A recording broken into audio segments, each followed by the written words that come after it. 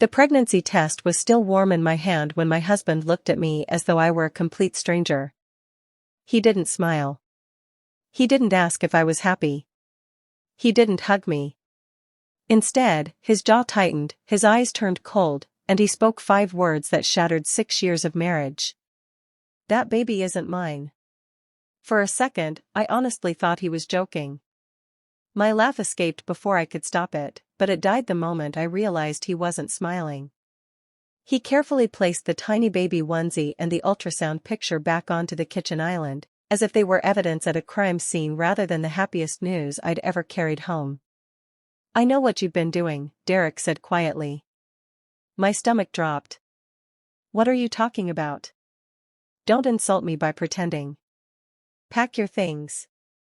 I stared at him, waiting for the punchline that never came. "Derek. I'm 8 weeks pregnant. You're the father." He stepped backward before I could touch his arm. "No. And I won't raise another man's child." By 9 that evening, I was sitting alone inside my car in a grocery store parking lot with nothing but a purse, my phone, and the gift bag resting on the passenger seat. I kept asking myself the same impossible question. How does a husband go from planning a future with you, to throwing his pregnant wife onto the street in a single night? At that moment, I believed I had lost everything. I had no idea that someone, hundreds of miles away, was already searching for me because of a secret worth $77 million. My name is Megan Harper. Until yesterday, I thought I understood my marriage. Derek and I had spent 6 years building what looked like a stable life just outside Atlanta. We owned a comfortable home in a neighborhood where everyone smiled during evening walks and politely judged whose grass grew too high. I worked as an architect, spending my days designing buildings that were meant to stand for decades. Derek worked in commercial real estate, always talking about investments, negotiations, and future opportunities. To everyone else, we looked successful. Only later did I realize appearances can hide cracks that aren't visible until everything collapses. Looking back, the warning signs had started more than a year earlier. Derek suddenly began taking phone calls in the garage instead of inside the house. Whenever I walked in unexpectedly, he'd end the conversation almost immediately. "Just a client," he'd say with an easy smile. I believed him. Then money started disappearing. Small cash withdrawals from our joint account. $200. $300. Nothing large enough to cause panic. When I asked about them, Derek shrugged. Business lunches. Parking. Miscellaneous expenses. His explanation sounded reasonable. So I let it go. But there was one habit that bothered me more than the money. He kept bringing up my first husband, Thomas Caldwell. Thomas and I had married young and divorced peacefully years before I ever met Derek. There had been no betrayal, no ugly court battle, no children caught between us. Eventually Thomas moved to Portland, started a technology company, and completely disappeared from my life. We hadn't spoken in over 10 years. Yet suddenly Derek seemed unusually interested. Whatever happened to Thomas? Did he ever remarry? Is he still in Oregon? The questions came casually, spread weeks apart, almost as though they meant nothing. I assumed my husband was simply curious. Now I know he was searching for something. And whatever he found, it was powerful enough to destroy our marriage before I even realized the game had begun. The morning after Derek threw me out, I woke with a stiff neck, aching shoulders, and a numb feeling that settled deep in my chest. I hadn't really slept. I had simply survived the night inside my car while the parking lot around me slowly emptied and filled again. People laughed as they carried groceries to their cars. Parents argued with children over cereal boxes. Couples loaded shopping bags into their trunks. Life kept moving. Mine had stopped. Around midnight, I checked my finances. My personal account held less than $500. Nearly all of my savings had been transferred into our joint account over the last 2 years because Derek insisted it made paying bills easier. My laptop was still inside our house. My passport, birth certificate, work files, architectural plans, everything I needed to rebuild my life, was locked behind a front door I could no longer open. Then another frightening thought struck me. My health insurance. It was connected to Derek's employer. I was 8 weeks pregnant, suddenly homeless, and I had no idea how long that coverage would last. For the first time that night, tears finally came. Not loud sobs. Just silent tears rolling down my face while I gripped the steering wheel. But somewhere beneath the fear, another feeling quietly surfaced. Something wasn't right. Derek hadn't acted like a jealous husband. He had acted like a man following a plan. That realization refused to leave me. As dawn approached, I drove to a small diner that had just opened. I ordered coffee and scrambled eggs, though I barely touched either one. Instead, I replayed the previous several months inside my mind, searching for every conversation I'd ignored. Then one memory suddenly stood out. Thomas. Why had Derek asked about my ex-husband so many times? He wasn't the jealous type. He never obsessed over my past. So why now? I unlocked my phone and searched Thomas Caldwell's name for the first time in years. Several business articles appeared. His software company had been acquired by a major technology corporation a few years earlier. The exact purchase price wasn't listed, but every article described it as one of the largest private acquisitions that year. Interesting. I kept scrolling. After the sale, Thomas had almost completely disappeared from public view. No interviews. No social media activity. Almost nothing. I stared at the screen. Derek had been asking about Thomas shortly before throwing me out. That couldn't be a coincidence. A cold feeling settled over me. Maybe Derek had learned something about Thomas. Something I didn't know. And if that was true, then accusing me of cheating might never have been about the pregnancy at all. Maybe it had only been an excuse. The more I thought about it, the more everything fit together. The private phone calls. The disappearing money. The strange questions. None of it pointed toward an affair. It pointed toward preparation. I left the diner with the beginning of a plan. First, I needed legal advice. Not tomorrow. Today. Fortunately, I knew someone.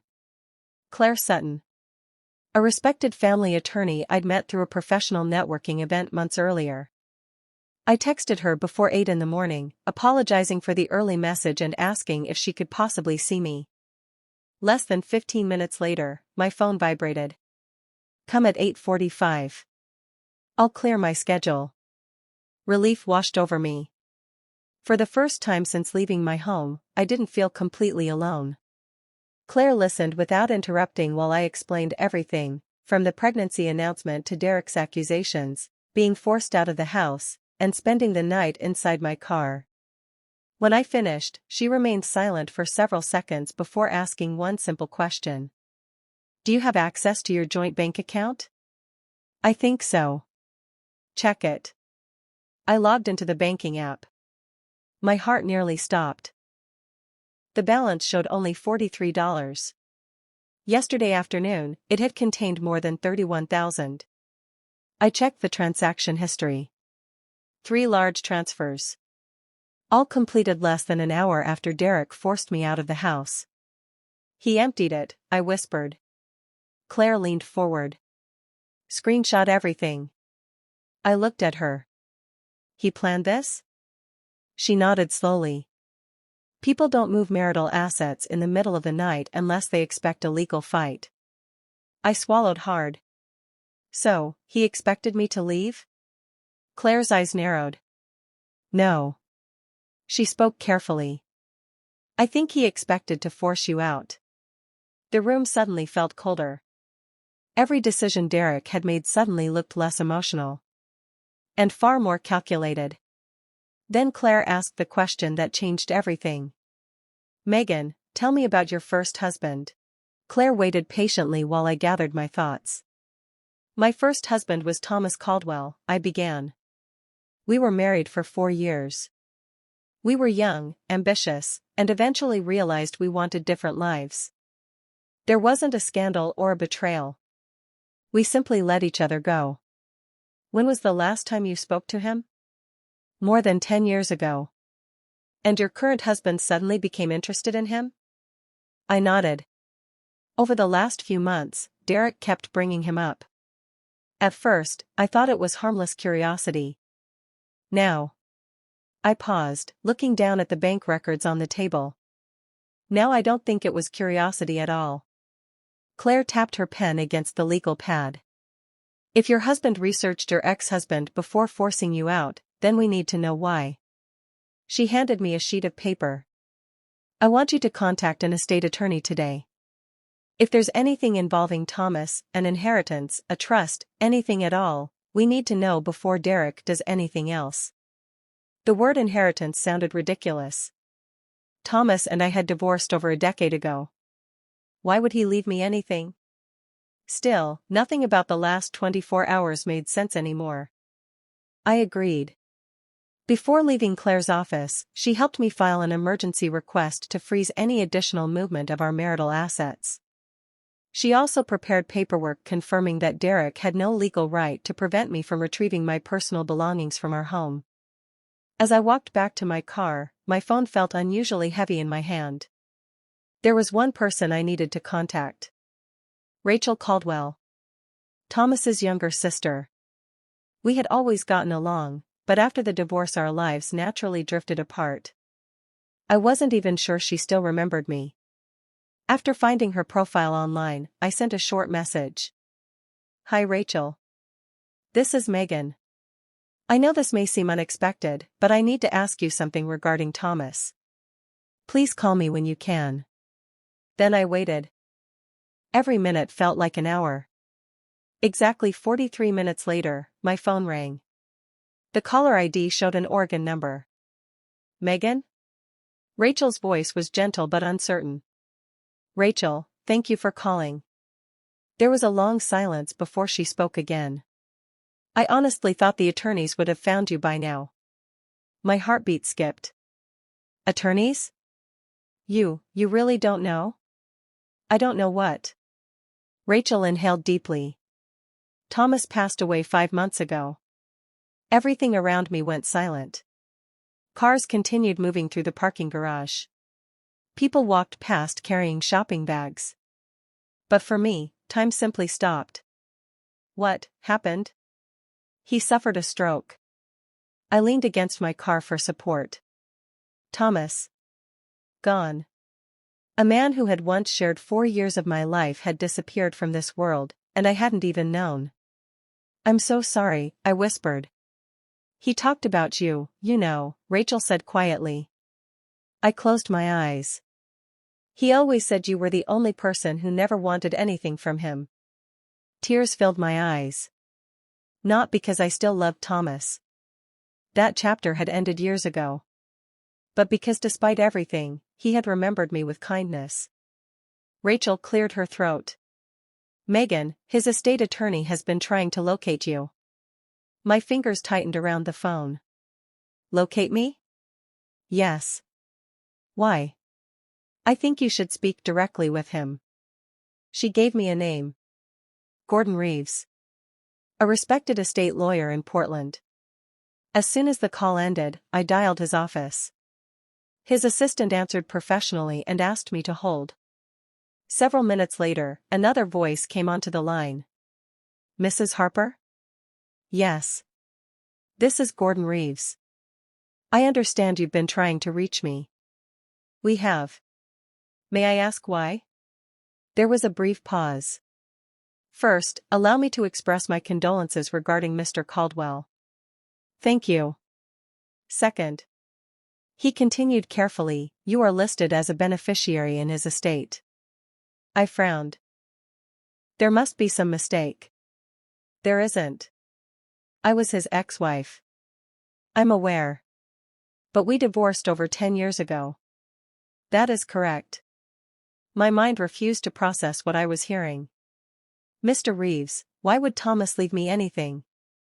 I'm afraid that's a conversation better suited for when you arrive in Portland. Arrive? Yes. So I have to come there? There are documents that require your personal signature. I swallowed. Can you at least tell me what this involves? Another short silence. Then he spoke calmly. The value of your inheritance is approximately $77 million. I forgot how to breathe. What? $77 million. I looked around the parking garage as if someone might suddenly tell me this was some elaborate prank. Cars. Concrete walls. Cold winter sunlight. Everything looked painfully ordinary. I'm sorry, I whispered. Could you repeat that? $77 million. The words hit harder the second time. I slid down into the driver's seat because my legs no longer trusted themselves. This can't be real. It is. But why? Mr. Caldwell updated his trust approximately 8 months before his passing. He specifically instructed that you remain a beneficiary. I covered my mouth. After all these years, Thomas had never forgotten me. There is one condition, Gordon continued.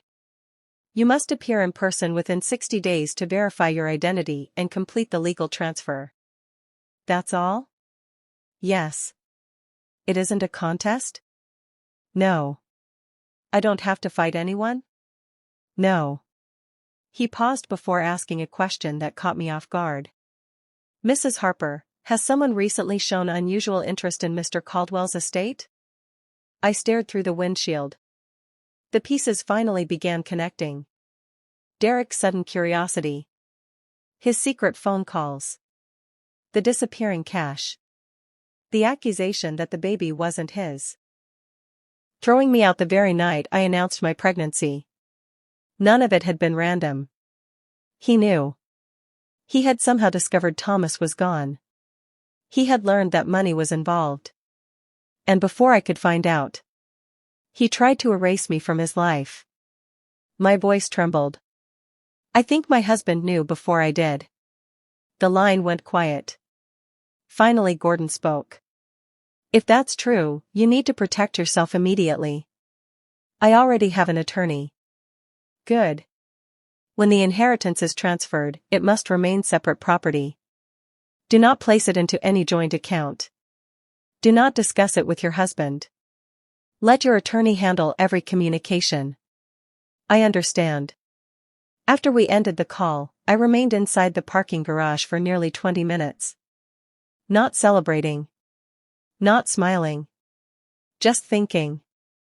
Yesterday morning, I believed I had a loving husband, a comfortable home, and a simple future. By nightfall, I was homeless. By the next afternoon, I had learned that my ex-husband had died, and left me a fortune beyond anything I could have imagined. But one realization overshadowed everything else. Money hadn't destroyed my marriage. Greed had. And something told me Derek wasn't finished fighting yet. 4 days later, I boarded a flight to Portland with a folder full of legal documents, a growing baby, and more questions than answers. Claire had moved quickly. Within 48 hours, a judge approved an emergency order preventing Derek from moving any additional marital assets. She also arranged for me to return to our house with a sheriff's deputy so I could collect my belongings safely. I hadn't wanted to see Derek again. But avoiding him wouldn't change reality. The deputy knocked on the front door. Derek opened it. For a brief moment, neither of us spoke. He looked different. Not guilty. Not ashamed. He looked like a man doing calculations in his head, trying to figure out what I knew. Without saying a word, I walked past him and headed upstairs. Every room felt strangely unfamiliar. The photographs on the walls. The furniture we'd picked together. The kitchen where I'd once imagined raising our child. It all felt like someone else's life. As I packed my laptop, passport, work files, and a few clothes into boxes, I could feel Derek watching every movement. Still, he remained silent. Then another voice broke the quiet. Megan. His mother, Linda. She was sitting at the dining table with perfect posture, her hands folded neatly in front of her. I'd never been close to Linda. She was always polite. Always smiling. But there had always been something unsettling behind her kindness, as if every conversation was carefully measured. "You're making a terrible mistake," she said softly. I lifted another box. "I don't think I am." She sighed dramatically. "Families go through difficult moments. Good wives don't run away when things become complicated." I met her eyes. "Good husbands don't throw their pregnant wives out of the house." Her smile disappeared for just a second before returning. "You've misunderstood Derek." "No," I replied calmly. "I finally understand him." Neither of them tried to stop me. As the deputy carried my final box outside, I looked back one last time. Derek still hadn't spoken. His silence told me more than any apology ever could. The following morning, I arrived at Gordon Reeves' law office in downtown Portland. The building overlooked the city skyline, but I barely noticed the view. Inside, everything moved with quiet professionalism. Identity verification. Legal documents. Witness signatures. Trust agreements. For nearly 4 hours, Gordon carefully explained every page. Thomas had structured his estate years earlier, then updated it shortly before his death.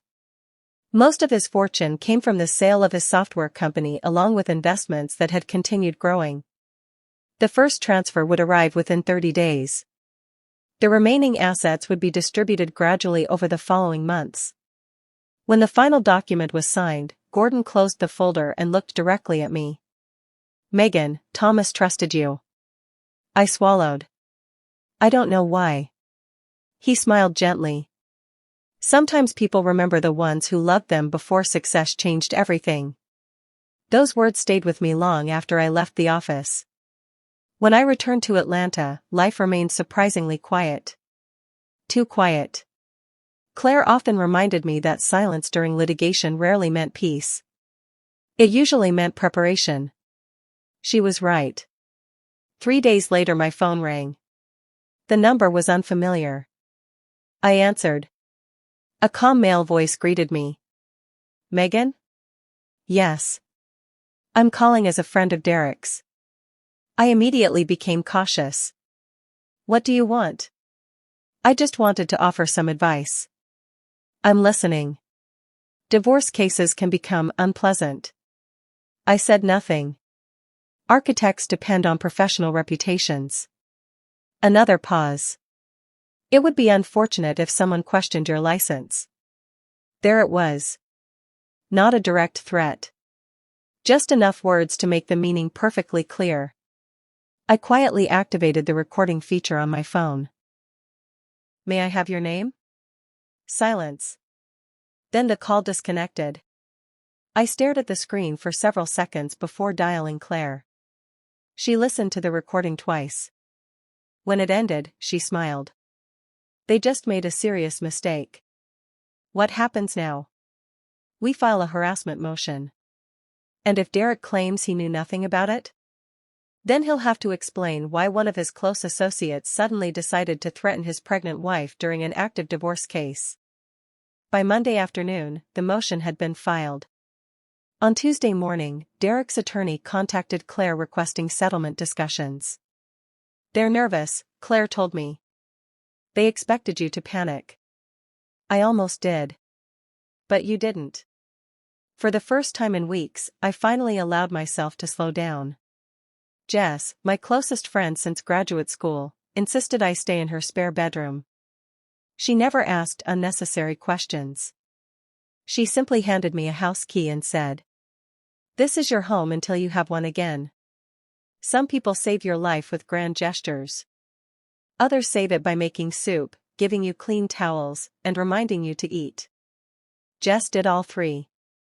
My first appointment with a new obstetrician went better than I expected. The baby's heartbeat echoed through the examination room. Strong. Steady. Healthy. I closed my eyes. For the first time since Derek had thrown me out, I allowed myself to believe everything might actually be okay. As I walked back to my car, I rested my hand against my stomach. "We're going to be all right," I whispered. I truly believed it. But peace never lasts long when someone is desperate. 2 days later, Claire called. "Megan. Derek has made a settlement offer." "What kind of offer?" "He'll return the missing money, cooperate with the divorce, and agree not to challenge your inheritance." I frowned. "That sounds reasonable." "It would," Claire replied. "If not for one condition." "What condition?" "He wants you to sign a strict confidentiality agreement. So I can never tell anyone what he did?" "Exactly." I stared out the window. It suddenly became obvious. Derek wasn't trying to save money. He was trying to protect his reputation. And people only work that hard to hide the truth. When they know the truth could destroy them. I read Derek's settlement offer 3 times before placing it back on Claire's desk. "He doesn't care about the money," I said quietly. Claire nodded. "No. He cares about keeping the truth buried." We rejected the offer without making a counterproposal. A week later, the court ordered both sides to exchange additional evidence. What arrived shocked even Claire. Derek's work computer contained months of online searches about Thomas Caldwell, his company, and estate planning. Even worse, phone records showed repeated calls between Derek and his mother, Linda, in the days leading up to the night he threw me out. There was also an email sent to Derek's attorney days before my pregnancy announcement. It read, "We need this resolved before the Portland lawyers contact Megan." That single sentence changed everything. It proved Derek already knew about Thomas's estate before accusing me of cheating. His betrayal hadn't been emotional. It had been carefully planned. During Derek's deposition, Claire placed the email in front of him. "Did you write this?" she asked. He stared at the page for several seconds. "I don't remember," he finally replied. Claire remained calm. "Were you aware your wife was a beneficiary of Thomas Caldwell's estate before you forced her out of your home?" The room fell silent. Derek looked toward his attorney, hoping someone would rescue him. No one could. His refusal to answer was entered into the official record. For the first time since our marriage fell apart, I saw fear in his eyes. Not anger. Not arrogance. Fear. 11 days later, Derek agreed to settle. The court awarded me 60% of our marital assets because of his bad faith conduct and his attempt to hide marital funds. He returned every dollar he had transferred from our joint account, along with interest. Most importantly, he signed documents permanently acknowledging that Thomas's inheritance belonged solely to me. There would be no claim. No lawsuit. No second chance. A prenatal DNA test confirmed what I had always known. Derek was the biological father of our baby. His accusation had been nothing more than a calculated lie. A few weeks later, the first transfer from Thomas's trust arrived safely in my private account. I thanked Gordon Reeves for honoring Thomas's wishes, and I called Rachel to tell her everything had finally been resolved.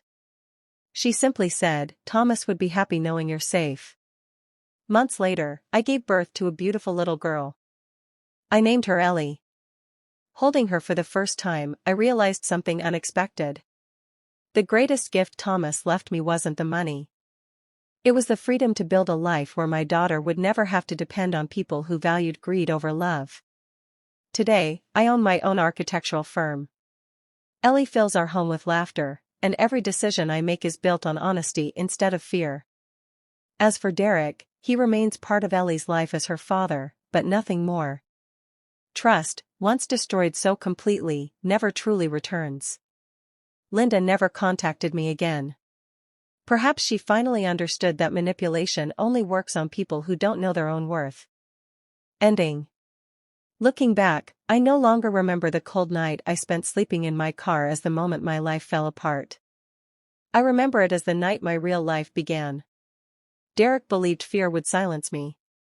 He believed I would accept humiliation because I had nowhere else to go. He was wrong. Sometimes losing everything is the only way to discover what can never be taken from you: your dignity, your courage, and your value. Money changed my future, but truth changed my life. And if there's one lesson I hope my daughter carries forever, it's this: never let someone else's lies decide what you're worth.